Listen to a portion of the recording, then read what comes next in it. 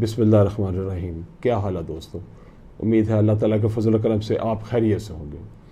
آج میں جو ٹاپک پہ آپ سے بات کرنا چاہتا ہوں، اپنے جو معزز میرے ناظرین ہیں اور ان کے علم میں اضافہ کرنے کی کوشش کرتا ہوں بطور ایک لاء کے طالب علم کے، وہ یہ ہے کہ مریم نواز شریف صاحبہ کی جو ضمانت ہوئی ہے اس کے ہم دیکھتے ہیں کہ وہ کس حد تک اس کا طالب علمانہ طریقے سے ہم جائزہ لیتے ہیں وہ کس حد تک درست تھی، یا جیسے نیب نے اپنی اپیل میں سپریم کورٹ میں کہا کہ یہ انصاف کا قتل ہوا ہے اس بیل آرڈر سے، یہ ہم دیکھتے ہیں۔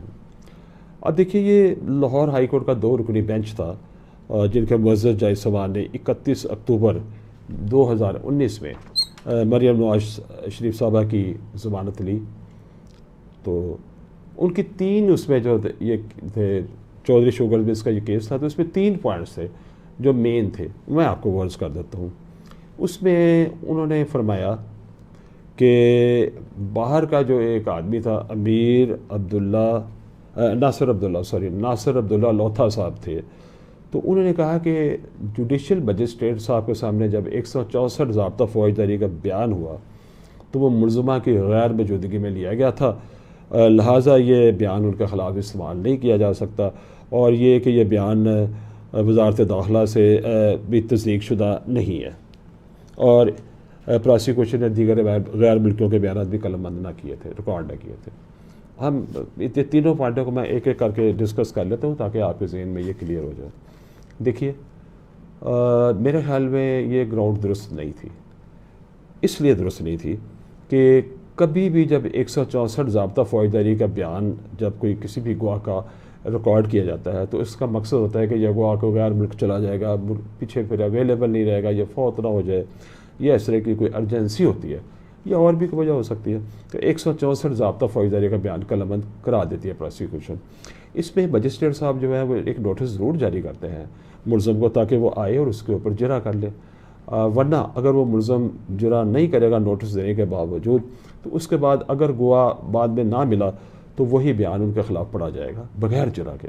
یہ بہت بڑی بات ہوتی ہے، لیکن آج تک پاکستان کی ہسٹری میں ہر ملزم نے یہ اوائڈ کیا ہے کہ جب بھی 164 کا بیان ریکارڈ کیا گیا، ہر ملزم نے، ہر کس و ناقص نے اس کو اوائڈ کیا۔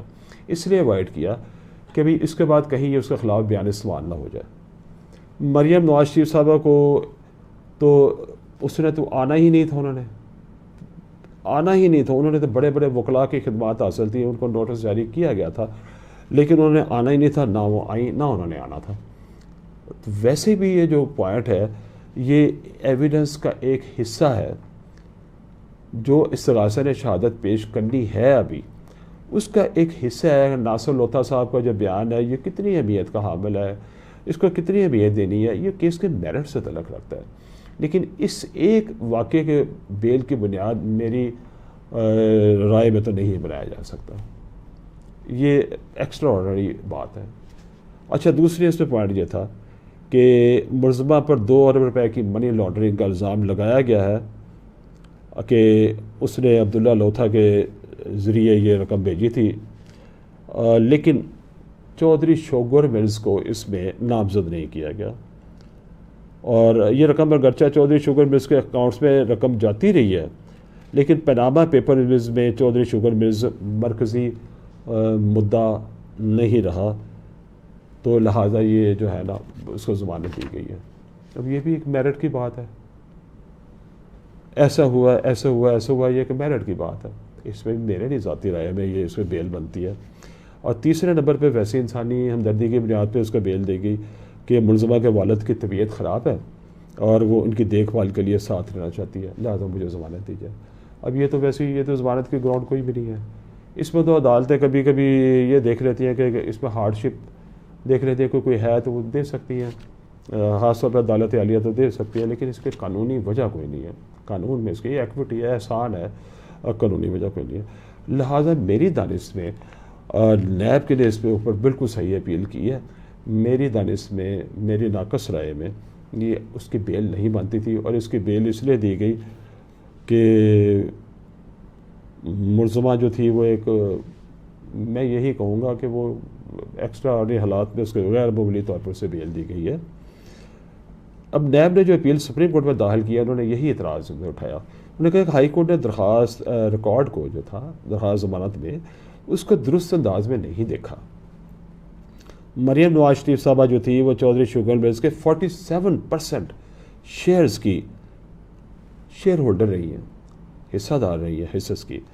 اور عدالت عالیہ نے فیصل عدالت عالیہ نے کیس کے شواہد میرٹ پر اپنی آبزرویشن دے دی ہیں جس سے ٹرائل متاثر ہوگا, یقیناً متاثر ہوگا. جب نیچے والا جج جب یہ پڑھے گا تو یقیناً اس کا ذہنی پریجوڈس ہوگا. پھر انہوں نے کہا کہ 2001 سے 2017 تک غیر ملکیوں کے نام پر اربوں روپے کی بھاری سرمایہ کاری کی گئی ہے اور ان کو حصص دیے گئے ہیں, اور بعد ازاں وہی حصص مریم نواز اور حسین نواز اور نواز شریف کو بغیر کسی ادائیگی کے واپس کیے گئے ہیں. یہ ان کا ایک اس میں پوائنٹ ہے اپیل میں جو سپریم کورٹ میں ابھی زیر سماعت ہے. مطلب اس کا کہنے کا یہ ہے کہ 2001 سے 2017 تک پہلے باہر سے جو غیر ملکی تھے انہوں نے اس میں سرمایہ کاری کی, انہیں شیئرز خریدے. اچھا اب وہی شیئرز جو ہے نا, یہ 3 بندے جو مریم نواز صاحبہ کے ساتھ جو ہے حسین نواز شریف صاحب ہیں, نواز شریف صاحب ہیں, ان کو منتقل ہو جاتے ہیں. لیکن جب ان سے پوچھتی ہے نیب کہ آپ ان بندوں کو جانتے ہیں اور انہوں نے کس حیثیت میں آپ کو منتقل کیا ہے, تو وہ کہتے ہیں یہ ہمیں نہیں پتہ. پھر آپ کہتے ہیں کہ جو وہ رقم بتائیں آپ نے ان کو دی ہو اور آپ نے انہوں نے آپ کو وہ شیئرز دیے ہوں, وہ کہتے ہیں جی رقم کے ذرائع بھی نہیں ہم بتا سکتے. اس سے بڑی کیا بات ہوگی کہ وہ رقم بھی نہیں بتا سکتے, ذرائع بھی نہیں بتا سکتے, ان بندوں کو جانتے بھی نہیں ہیں, لیکن وہ بندے ان کو بہت بڑی تعداد میں حصے جو وہ واپس کر رہے ہیں. اچھا پھر یہ نیب کا جو آرڈیننس ہے ہمارا نیشنل اکاؤنٹیبلٹی آرڈیننس ہے 1999 کا جو ہے, اس میں 9B جو ہے وہ یہ سارے offences جو ہے وہ نان بیلیبل تھے, ناقابل ضمانت تھے. اب ان میں ضمانت دینی ہو تو وہ بڑے غیر معمولی حالات میں دی جاتی ہے, اور اس وقت خاص طور پر جب نواز شریف صاحب وزیر اعظم تھے اور مریم نواز صاحب منی لانڈرنگ کر رہی تھی, تو اس وقت غیر معمولی حالات میں ان کو اور بھی زیادہ محتاط ہونا چاہیے تھا. اگر ہم یہ کہیں کہ یہ ناصر لوتھا صاحب کے بیان سے یا فلاں سے یہ کیس آف فردر انکوائری بن جاتا ہے, تو کہ ہر دنیا میں ہر کیس فردر انکوائری کا کیس ہوتا ہے. آپ جہاں سے بھی اس کو دیکھیں گے دنیا کا ہر کیس فردر انکوائری کا کیس ہوتا ہے. ہم نے کیا دیکھنا ہے, ہم نے پرائم فشائی دیکھنا ہے کہ کیا ملزم اس میں ملوث ہے کہ نہیں بظاہر, اور ہم نے اس میں ڈیپ نہیں جانا, ڈیپ اپریسیشن نہیں کرنی اس کے اندر کہ ناصر لوتھا کے بیانات تھے, یہ تھا وہ تھا, اس طرح کی ڈیپ آبزرویشن میں نہیں جانا. اس سے کیس کا ٹرائل متاثر ہوتا ہے. اپیرنٹلی دیکھنا ہے کیا ملزم اس میں ملوث ہے. اپیرنٹلی اگر ملوث ہے اس کی بیل خارج ہو جائے گی نان بیلیبل کیسز میں, اور اگر ملوث نہیں نظر آ رہا ہے اپیرنٹلی تو اس کی بیل کر سکتے ہیں ہم. تو میری ذاتی دانش میں جو نیب کا جو ہے وہ 2019 میں 2019 میں انہوں نے اپیل کر دی تھی, آج تک وہ زیر سماعت نہیں آ سکی فاضل سپریم کورٹ میں. آ جائے گی کسی وقت جب اس کی باری آئے گی. لیکن میری دانش میں ایک طالب علم نہ میرا تجزیہ ہے کہ مریم نواز شریف صاحب کو غیر معمولی طور پر بیل دی گئی ہے. اور ایک بات جو میں لازمی سمجھتا ہوں آپ کی خدمت میں عرض کرنی, وہ یہ ہے کہ جورسپروڈنس یا فقہ جو ہے وہ یہ کہتا ہے کہ ایک عدالت یا ایک فورم جو ہے اگر اس کو صحیح فیصلے کا حق ہے تو وہ غلط فیصلہ کرنے کا حق بھی اسے حاصل ہوتا ہے. ہو سکتا ہے ہم ان سے متفق نہ ہو, اب جو کیس ہے وہ پبلک پراپرٹی بن گیا, ہم اس پہ بات کر رہے ہیں, جائز سفان پہ بات نہیں کی جا سکتی لیکن کیس پہ بات کی جا سکتی ہے. اب یہ پبلک پراپرٹی ہے. میری دانش میں یہ بیل جو ہے آرڈر جو ہے شاید درست نہیں ہوگا. ابھی جب سپریم کورٹ میں جائے گی تو اس سے ظاہر اس کی اور زیادہ اسکروٹنی ہو جائے گی, لیکن اس پہ ہم نقطہ نظر کا فرق تو رکھ سکتے ہیں, لیکن یہ نہیں کہہ سکتے ہماری رائے ضرور ہی درست ہے. ہماری ایک رائے ہے, یہ بھی غلط ہو سکتی ہے. رائے میری جو یہ ہے ایک طالب علمانہ سوچ کے طور پر کہ مریم نواز شریف کو جو بیل دی گئی ہے وہ شاید کسی اور کو نہ دی جا سکے, کیونکہ یہ ایک غیر معمولی حکم نامہ ہے. دیکھیے اب آئندہ کیا ہوتا ہے, اور سپریم کورٹ جو فاضل پاکستان کی اس سے بڑی عدالت ہے اس میں کیا فیصلہ ہوتا ہے. ظاہر ہے ہمیں ان کا فیصلہ ماننا ہے, وہ جو بھی کہیں قابل پابندی اور قابل عزت ہمارے لیے فیصلہ. تو یہ ہم نے اپنی ایک سوچ آپ کو بتائی ہے, اب دیکھیے کیا ہوتا ہے. امید ہے آپ کو یہ ویڈیو پسند آئی ہوگی. اگر پسند آئی ہے تو لائک کا بٹن دبائیں, چینل سبسکرائب کریں اور کمنٹ سیکشن میں اپنی رائے ضرور دیں. ہمارا مقصد آپ کو چیزوں کو قانونی پہلو سے دکھانا ہے, تاکہ آپ کے معیار زندگی میں اور علم میں اضافہ ہو سکے۔ آئندہ ویڈیو تک کے لیے خدا حافظ، اللہ آپ کو صحت اور سلامت رکھے۔